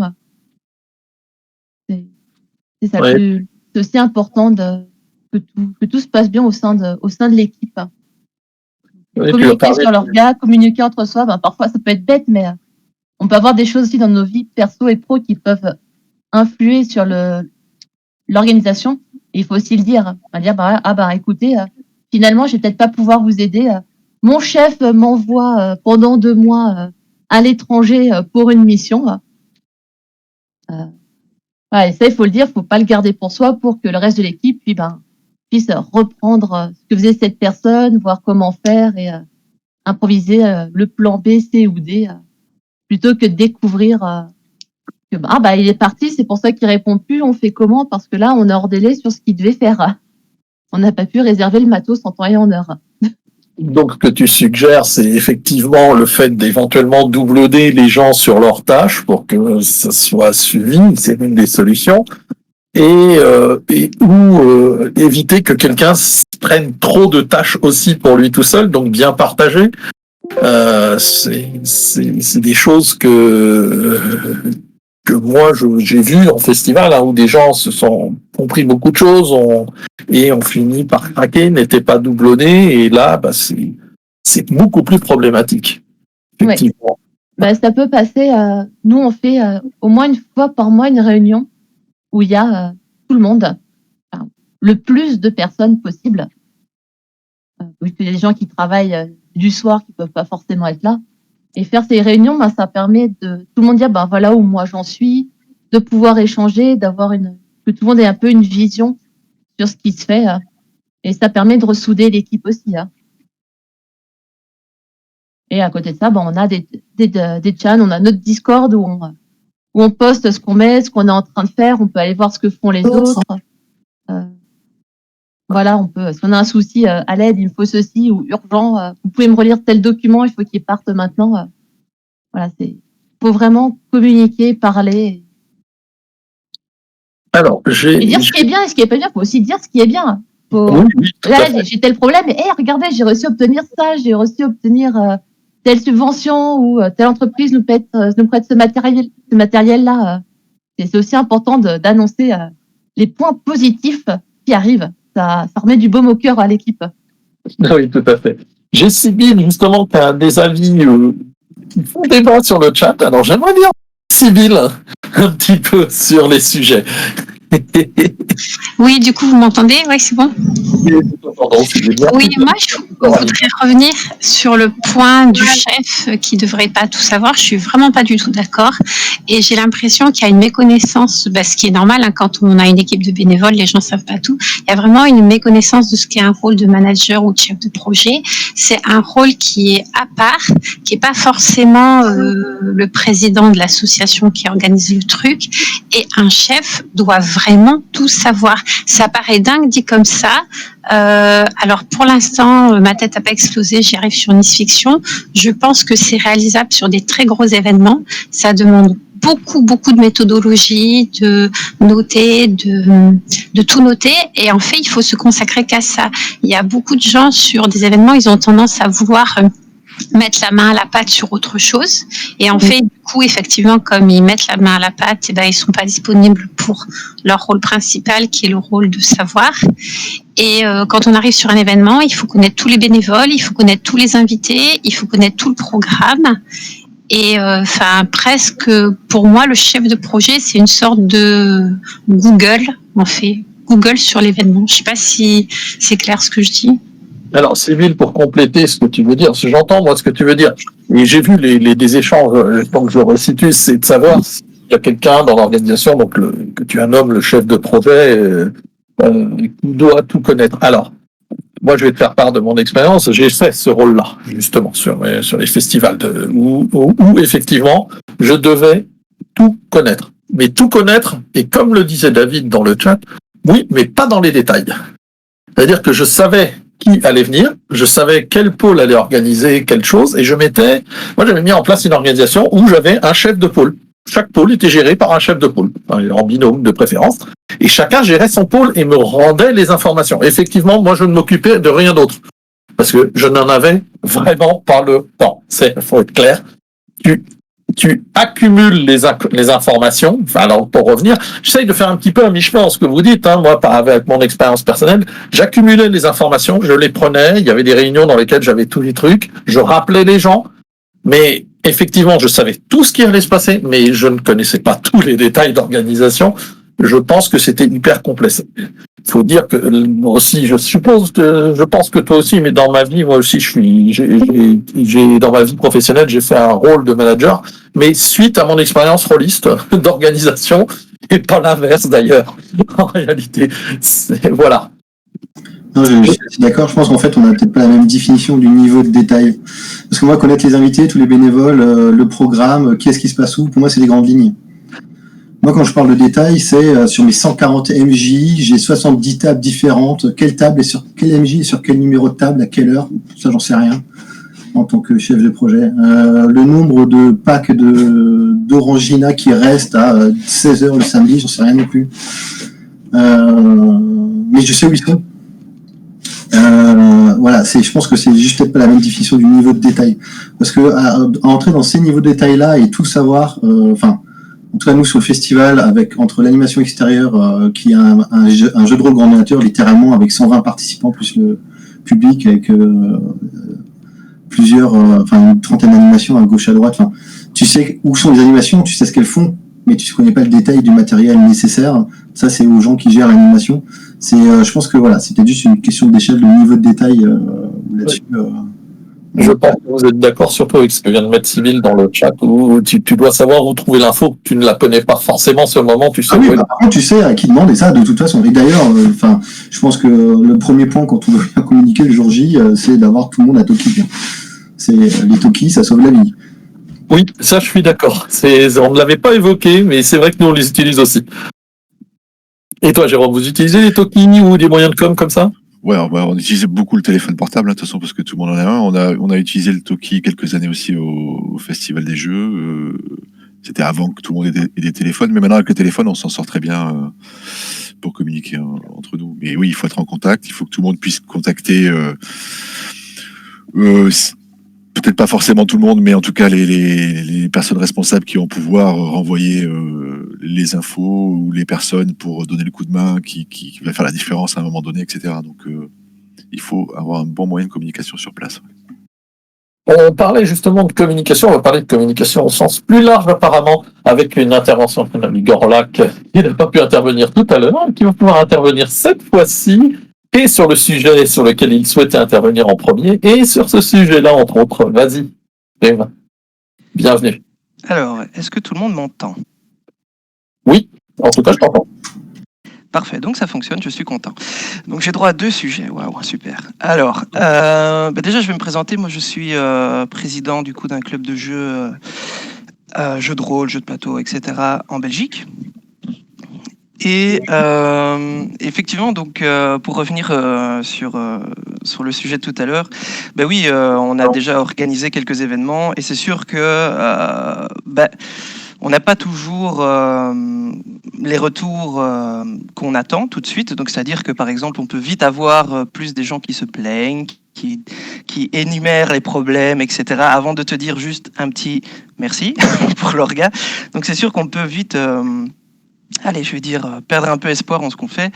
Mais c'est vrai que j'ai aussi eu des petits moments comme ça où des personnes reviennent vers toi quelques mois après et te disent oh vraiment super pour ce que tu nous as fait découvrir, on a vraiment un hobby désormais, enfin.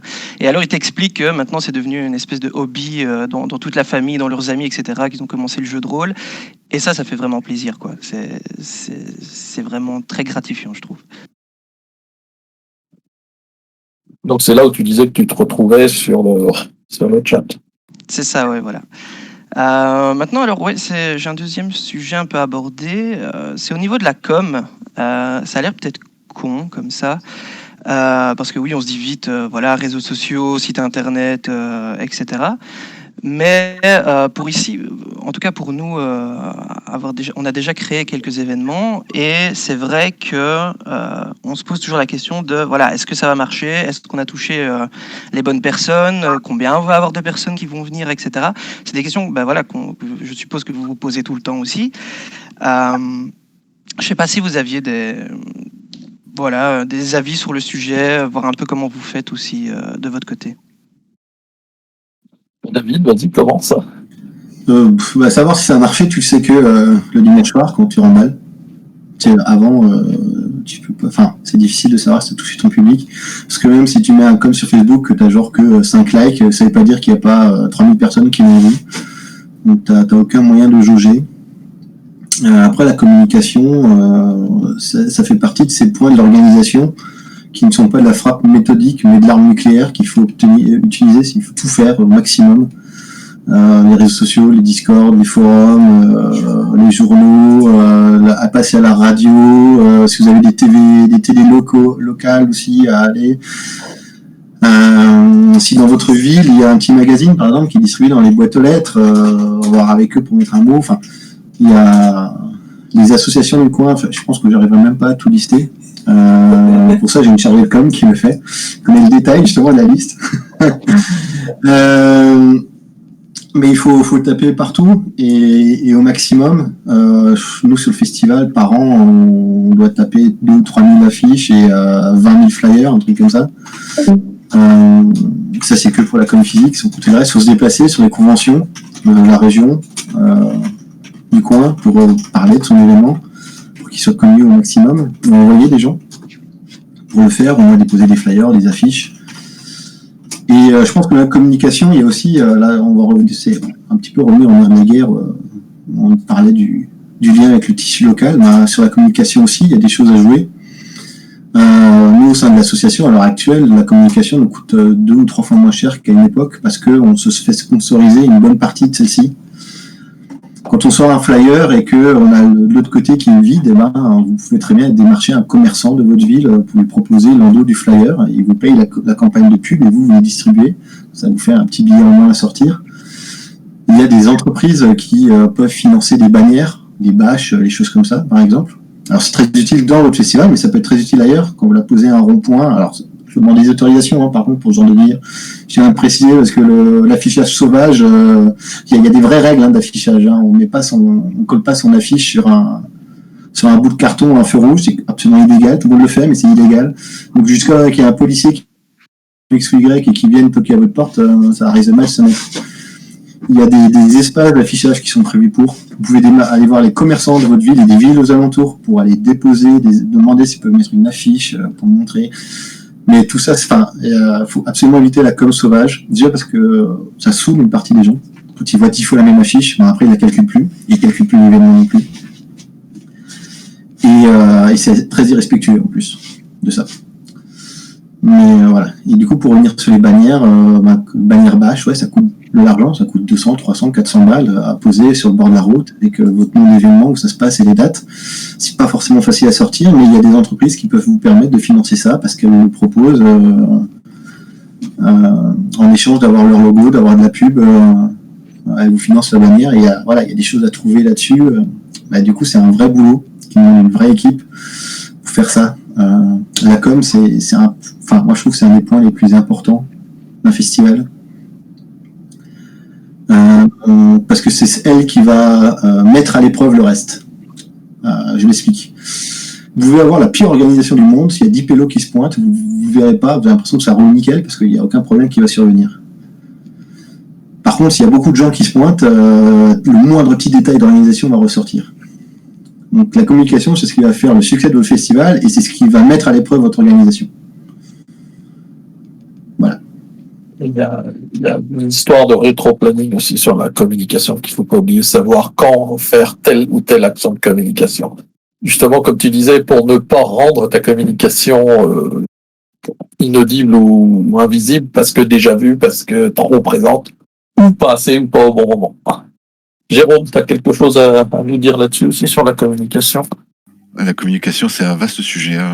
Je crois que j'ai jamais réussi à communiquer correctement. C'est pas mon domaine. Il faut des gens qui ont l'habitude de cet aspect-là et un peu d'expérience. C'est compliqué à gérer quand on commence en tout cas. Pour revenir sur les flyers et les affiches, ça peut être un moyen d'avoir un premier contact positif avec sa mairie, parce qu'il y a certaines mairies qui ont en tout cas à Nice c'est le cas, qui ont des services de repro, et qui sont capables d'imprimer des choses. Et donc ça leur permet à moindre frais d'aider un petit peu l'association la première année, par exemple, pour tâter un petit peu le terrain, pour voir si l'association est sérieuse, si le truc a lieu, si ça se passe dans de bonnes conditions, etc. De commencer, de rentrer dans un rapport bénéfique avec une mairie, c'est justement de leur demander l'impression via leur service de reproduction d'affiches et de flyers. C'est ce qui s'est passé pour nous à Nice Fiction. Et ça permet d'économiser un petit peu d'argent de ce côté-là. J'avais autre chose à dire, mais j'ai complètement oublié. Ah, tu pourras y revenir si tu veux. Ouais. Il n'y a pas de souci. Est-ce que quelqu'un d'autre a d'autres sujets? C'est bon, là, je vois, effectivement, chacun dit qu'il faut adapter le type de support au destinateur. Je pense que nous n'allons pas rentrer dans les détails de comment faire une bonne com, parce que là, moi non plus, je n'ai pas su faire totalement une bonne com. Dans notre festival, on n'a pas su le faire. On n'en avait pas une trop mauvaise, mais je pense qu'il y a toujours moyen de s'améliorer, il faut il y a des gens qui font ça toute leur vie, qui font ce métier, c'est sans doute pas pour rien, je pense. Mais pensez-y à la communication. D'autres sujets que vous voudriez voir adopter, des questionnements sur d'autres choses, n'hésitez pas à poser les questions dans notre chat et je vous reprends après. Il commence pub, alors... Du coup, en attendant, s'il y a d'autres questions qui remontent, on pourrait parler éventuellement de le jour où ces événements physiques vont reprendre, la part qu'on pourrait leur attribuer. Est-ce que le virtuel, on va l'abandonner totalement ou l'intégrer un petit peu? Parce que je pense que, nous en tout cas, à Association Michael, on pense que l'avenir de ces événements, alors c'est pas l'avenir avec un grand A, mais pour aider justement à la communication, à la promotion, il y a plein d'autres choses, ça va devenir nécessaire d'intégrer un petit peu cette part de virtuel, pas forcément facile à organiser. On réfléchit pour le prochain festival, nous, à installer une espèce de studio dans une des salles pour pouvoir faire de la retransmission, d'interviews, des invités, de maisons d'édition, éventuellement pousser jusqu'à la table ronde, mais ça demande un studio plus grand, streaming en direct et pourquoi pas proposer même des parties en ligne en même temps pour pouvoir toucher un plus grand monde, une plus grande partie de la communauté rôliste. Est-ce que tu penses à des modes hybrides aussi par exemple, nous, dans notre asso, on a fait ça depuis déjà des années, on pose un micro-conférence, donc un micro d'assez bonne qualité au milieu de la table de jeu, et tu as un ou deux joueurs qui sont en distanciel, et le reste de la table autour de la table. Est-ce que ce genre de choses, vous l'envisagez? Pour ça, honnêtement, il n'y a pas pensé. Du coup, je sais pas trop. Je pense que ça dépend beaucoup des salles. Parce que nous, le village est fibré, c'est pas le cas de partout. Et quand on est dans les vieux bâtiments avec 50 cm de pierre, faut pas trop compter sur la 4G ou le Wi-Fi. Parce que ça passe pas le premier mur. Après, sur certains endroits, ouais, je sais pas, j'ai pas encore essayé, même pas pensé, mais ça peut être une manière de voir la chose. Ça fait que tu as à l'avenir et dans ton festival des parties en physique, des parties totalement virtuelles éventuellement et des parties hybrides. Nous, l'expérience qu'on a de la partie hybride est plutôt très intéressante, mais il faut un bon micro-conférence au milieu de la table, parce que sinon, les personnes qui sont à distance participent moins. Je pense que ça dépend aussi beaucoup de comment tu es installé, parce que j'imagine que ça sous-entend quand même pas mal que d'avoir une salle par JDR. Oui. En tout cas, ça se passe. Nous, on a plusieurs tables par salle.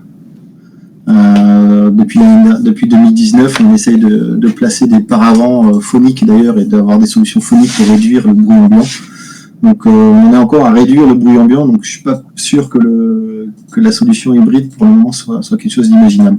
Mais c'est fait partie de ces choses situationnelles que tu peux mettre en place dans un événement et que tu peux pas forcément mettre en place dans un autre. Tu peux pas faire tout partout. de toute façon, il faut que tu t'adaptes au lieu. Il faut déjà s'adapter à l'équipe parce qu'il faut des gens qui prennent en charge toutes ces parties-là. Là, en l'occurrence, par exemple, la partie technique, gestion du son, c'est pas un truc qui s'improvise non plus facilement. Je pense qu'il faut, voilà, dans un événement release, il faut aussi faire après ce qui est adapté au lieu et à l'événement qu'on fait. C'est sûr, on devrait toujours faire plein de choses en plus, mais après, il faut pouvoir le faire dans de bonnes conditions. Je pense qu'il ne faut pas faire les choses pour les faire absolument. Donc, je pense que ouais, chez vous, effectivement, si vous avez une salle par JDR, déjà c'est le royal. Ouais, tu peux faire ce genre de choses. Quand on est comme nous avec des salles avec plusieurs tables en même temps, ou dans genre on a parlé des expositions, ce genre de choses, je pense que c'est pas l'hybride, c'est peut-être pas quelque chose que tu arrives à mettre en place. Je pense que c'est une horreur. Je suis d'accord avec toi, mais le désavantage qu'on a justement, c'est qu'on n'a pas de très grandes salles et qu'on a des petites salles. Et donc pour faire visiter les gens, tu vois, c'est plus compliqué parce que les gens pour venir voir, ils rentrent difficilement dans la salle. C'est un autre point, hein, quand on veut montrer ça, c'est quelque chose qui est important. Et on est limité en nombre de parties simultanées parce que du coup, on n'a pas 20 salles petites à mettre en parallèle, quoi. Ce que tu soulèves est tout à fait vrai. Voilà. Il faut s'adapter dans son festival, aux locaux, aux contraintes qu'on a, et entre guillemets inventer le jeu qui va avec, quoi. Ouais, il n'y a pas de recette unique. De toute façon, ça se saurait sinon depuis. C'est des choses qui existent depuis très longtemps. Parmi les conventions, les événements divers et variés, il y a les Joutes du Téméraire, par exemple, qui ont lieu à Nancy tous les ans, depuis, je sais pas, 30 ans ou un truc comme ça. Qui ont lieu aussi dans une université en règle générale. Je pense que si eux, ils avaient trouvé la solution miracle, ça fait déjà longtemps qu'on le saurait. Si au bout de 30 ans, ils l'ont pas trouvé, bon, après, ils changent d'équipe orga quasiment tous les ans parce que c'est un projet étudiant, mais si au bout de toutes ces années, ils n'ont pas trouvé des solutions miracles pour certains points, c'est parce que je pense qu'il n'y en a pas, tout simplement. Tout est circonstancié à où et quand et avec qui tu le fais. Pareil, le Don des Dragons, un événement sur Strasbourg, caritatif, c'était la 18e édition là, début décembre, pour le Téléthon. Là, pour le coup, il y a des orgas, ça fait 18 ans qu'ils sont dedans, mais ils ont toujours pas de potion magique. Pourtant, c'est 18 ans au même endroit, avec une partie de l'orga où c'est la même. Mais il y a quand même encore des choses nouvelles à mettre, des choses à régler à gauche, à droite. Donc, je pense qu'il faut vraiment essayer de s'adapter. Il faut pas forcément toujours essayer de faire absolument comme font les autres. C'est sûr que parfois ça vend du rêve.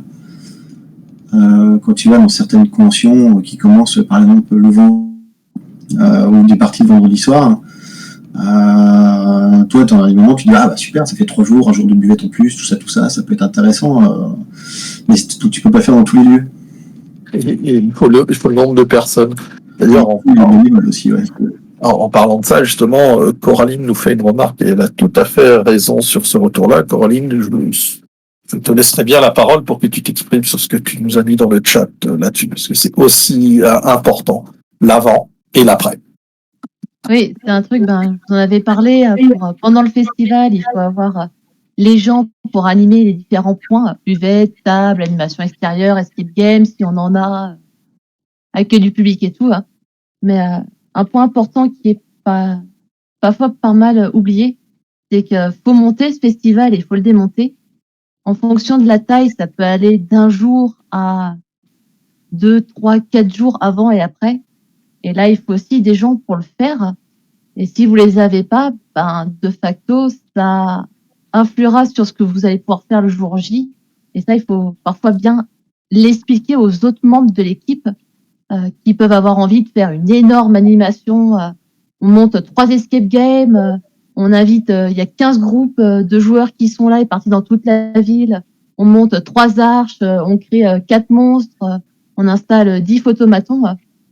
Ouais, ok, c'est cool, le jour J, s'il y a tout ça, le public, waouh, génial, il y a plein de choses.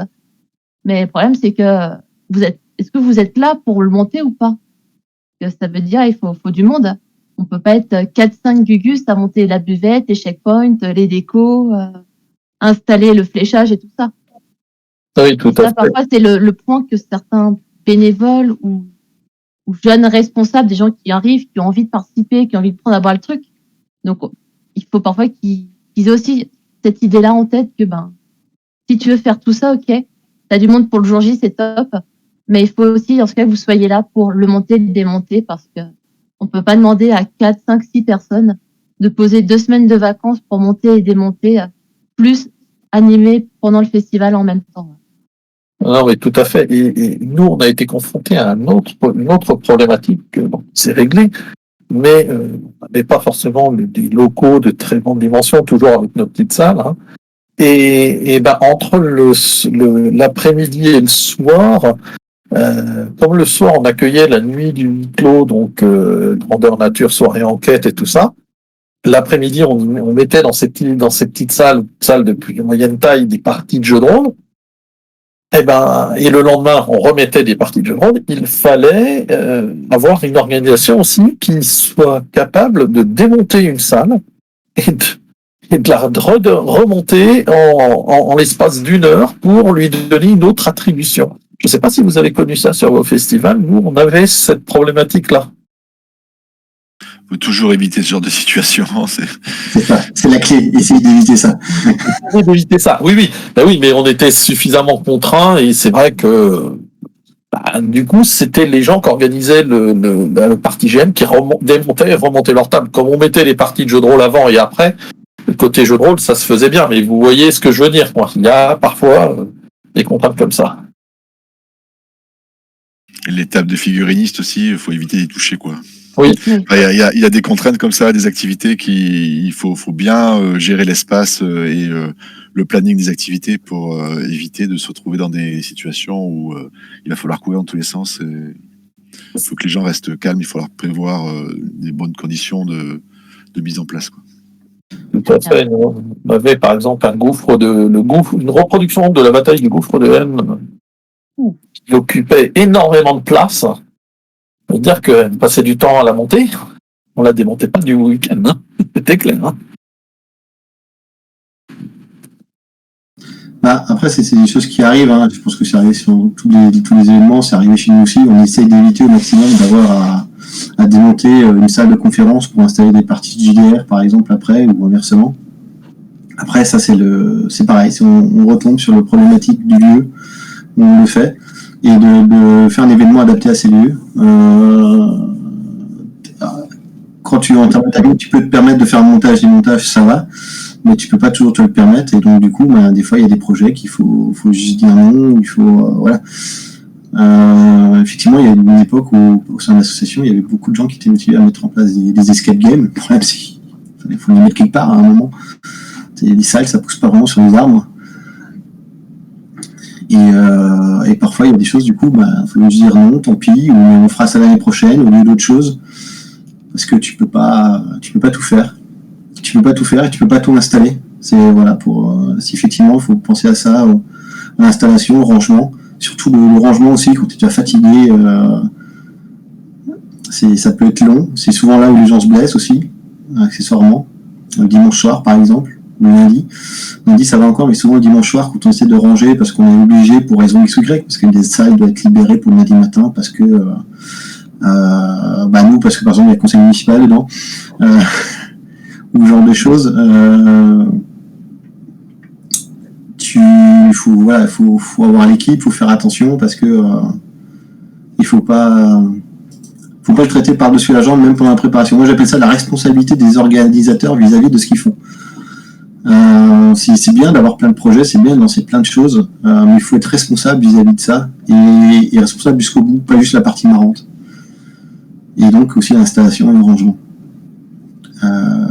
Voilà.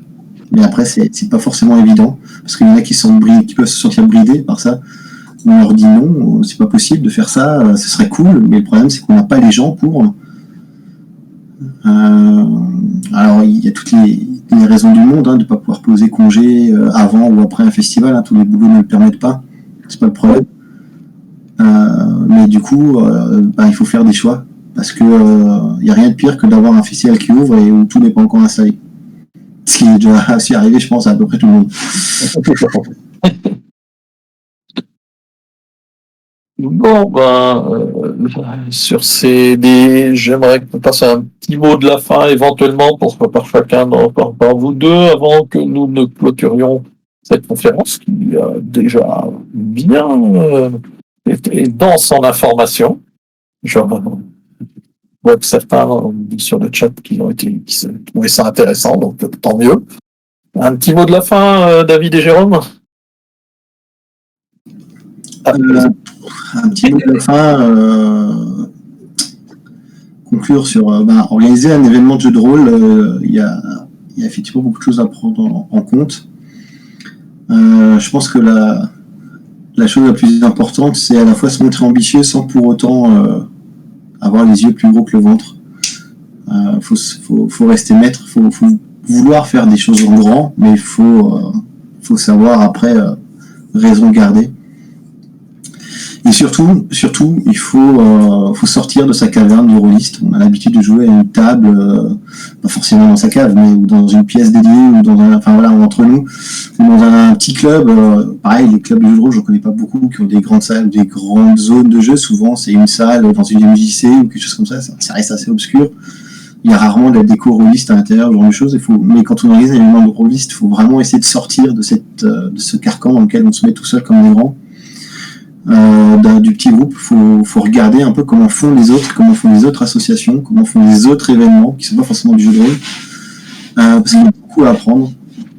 Et il faut pas croire que parce que le jeu de rôle a pour le moment pas encore aussi bonne presse que d'autres loisirs, qu'il ne faut pas prétendre que ce soit un loisir au moins aussi bien que les autres.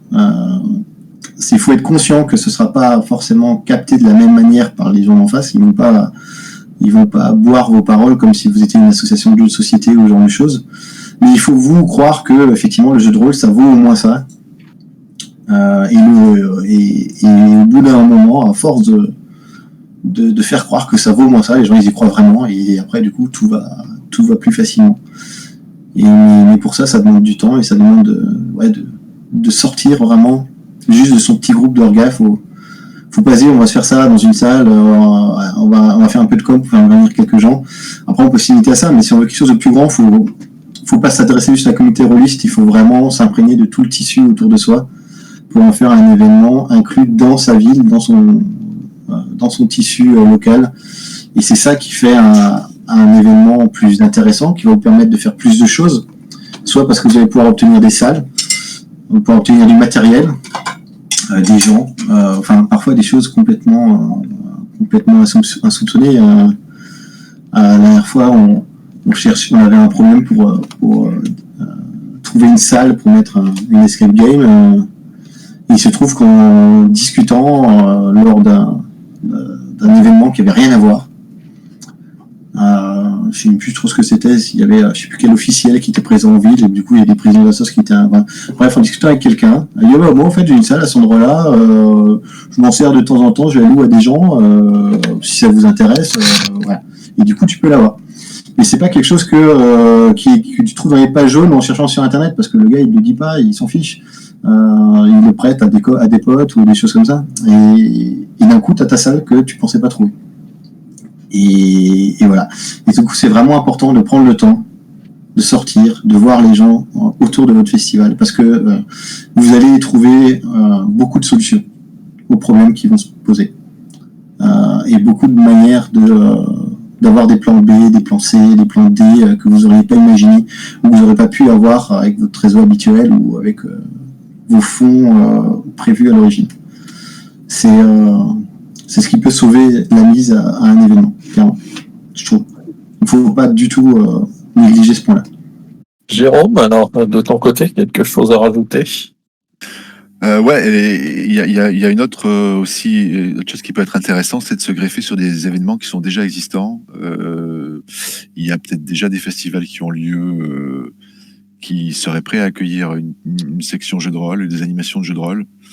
C'est un bon moyen de se faire la main sur l'organisation tout en n'ayant pas en charge tous les aspects, la première année, tous les aspects de l'organisation, se concentrer sur l'aspect humain et la gestion de l'équipe pour les animations, pour des stands et des éventuels tournois ou autres parties d'initiation. C'est quelque chose d'important. Mais quoi qu'il en soit, il faut essayer toujours de se faire plaisir. C'est important.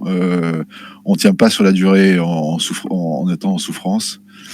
Il faut essayer de kiffer ce qu'on fait, de donner l'opportunité à tous les bénévoles de participer à des activités qui les intéressent et pour lesquelles ils sont motivés. C'est vrai qu'il y aura moins de gens pour porter des packs d'eau, mais il y en a toujours, faut pas s'inquiéter. Et garder cet aspect plaisir et écoute et communication au sein de l'équipe. C'est comme ça que on installe un festival en préservant le côté relation humaine qu'on peut avoir entre nous et avec les festivaliers, le public qui vient et qui repart avec la banane. Ça c'est comme ça qu'on se fait plaisir aussi. Ben d'accord, merci pour vos témoignages. Je pense que nous allons terminer là. Merci à tous d'avoir participé. Merci au public d'être venu.